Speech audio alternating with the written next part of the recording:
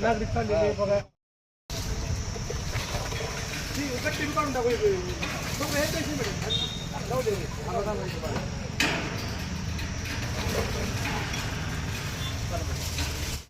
बघितलं असेल की पंचायत समितीचा मुख्य रस्ता जो की समता कॉलनीला जोडला जातो, हा रस्ता मागच्या वेळेस जिल्हा प्रशासनाने बंद केला होता।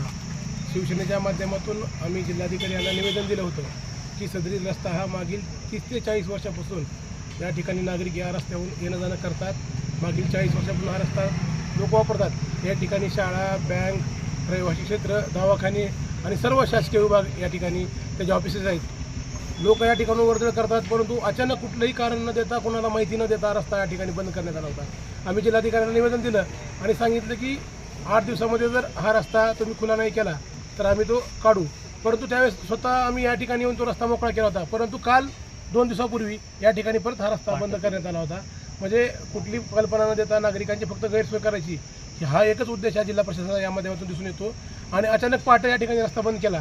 आज शिवसेनेच्या माध्यमातून या ठिकाणी लावलेले पोल असतील, काटाड्या असतील, तारा असतील, आम्ही आज त्या उखडून टाकलेले आहेत। आम्ही आमचा अजून परत एकदा जिल्हा प्रशासनाला इशारा आहे, तुम्ही ज्या वेळेस या ठिकाणी रस्ता बंद करताल त्यावेळेस आम्ही येऊन प्रत्येक वेळेस आम्ही या ठिकाणी रस्ता तो खोडून काढू आणि उखडून टाकू। कारण नगरपालिकेच्या माध्यमातून पंचायत समिती ते सह्याद्री कॉर्नर या रस्त्यासाठी 1,30,00,000 रस्ता देखील मंजूर आहे।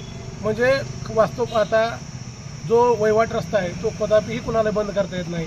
परंतु हा रस्ता बंद करण्याचा घाट नेमका कुणाचा आहे, त्याच्या कुणाला त्रास होतो या रस्त्यानं नागरिक येणं जाणं करतात। वयस्कर नागरिक आहेत, या ठिकाणी बँक आहेत, कोर्ट आहे, तहसील आहे, कलेक्टर ऑफिस आहे, जिल्हा परिषद, नगरपालिका आणि दवाखाने, हजारो लोक या ठिकाणी येणं जाणं करतात।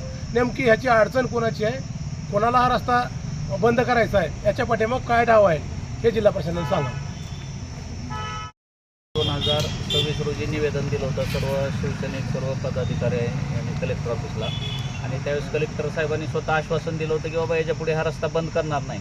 परंतु परवा दिवशी पहाटे येऊन जिल्हा परिषदेच्या कर्मचाऱ्यांनी हा रस्ता बंद केला। त्यावेळेस इथल्या स्थानिक नागरिकांच्या मला फोन आले की बाबा ना अजून रस्ता बंद केलेला आहे। तर नेमकं आमचे आप्पा म्हणल्यासारखं की बाबा यांचा नेमका उद्देश काय, की हा रस्ता कशासाठी बंद करायचा आहे यांनी त्यांनी स्पष्ट एकदा समोर मीडियाच्या येऊन त्यांनी स्पष्ट तरी करावं जिल्हा परिषदेने की बाबा हा रस्ता का नको आहे। कारण का गेली 50 वर्षापासून हा रस्ता आहे, वहिवाट बंद करण्याचा कुणालाही अधिकार नाही। हा 145 सर्वे नंबरचा DP रस्ता आहे आणि याला निधीसुद्धा मंजूर झालेला आहे। तरी माझी आता यापुढे जर हा रस्ता जर बंद केला तर आम्ही सर्व शिवसैनिक एक शिवसेनेच्या स्टाईलनं आंदोलन करू। आणि आम्ही आजही त्यांना असा इशारा देतो आपल्या माध्यमातून की यापुढे हा रस्ता जर बंद केला तर आम्ही यापुढे ह्याच्यापेक्षा जिल्हा परिषदेवर येऊन धडक मोर्चा काढू आणि तीव्र आंदोलन करू।